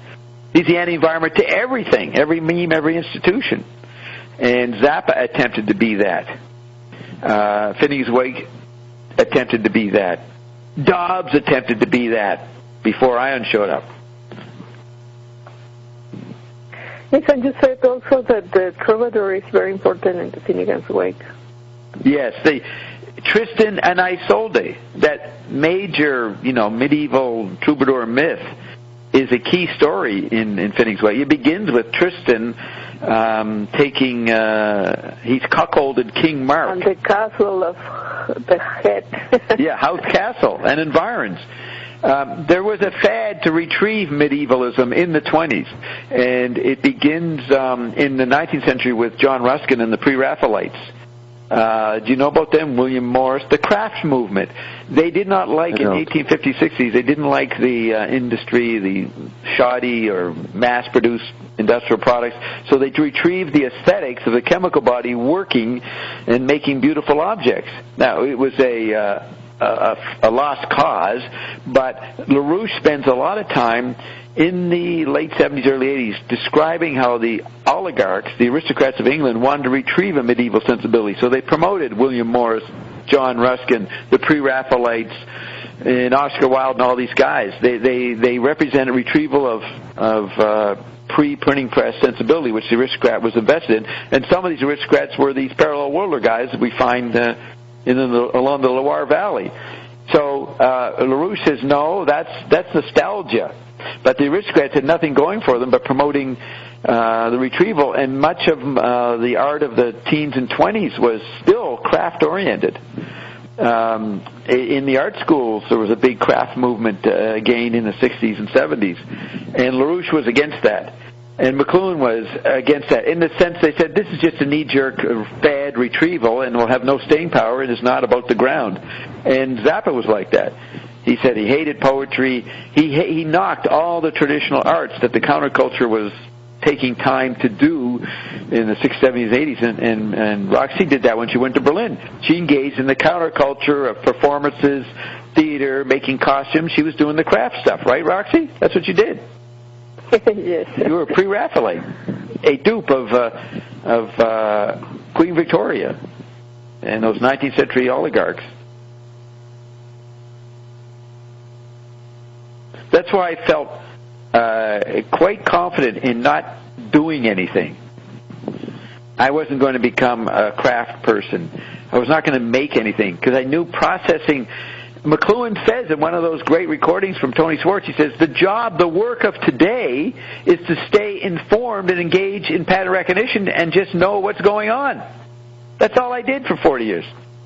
Engage in pattern recognition, kept up on what was going on by specializing on the best pattern recognizers. LaRouche, May Brussel, Joyce, Lewis, Zappa. Sure, and furthering their work. Furthering and completing the work. Unknown that, a media whore is Ion. Pattern recognition, the fucking guy can't stop, or they can't stop making patterns. That's what he does constantly. They're like a broadcaster. He's always wanting us to comment or ask about what's happening in the news, in the stock market, in the White House, in the campaigns, in art, in movies. He's up to date. He's informed, right? He's a whore of pattern recognition. Quite informed.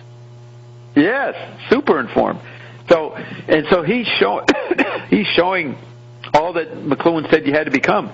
Even if Ion is from the astroplane, which is the Thompson quadrant, then he's showing that even the astroplane has to do this pattern recognition.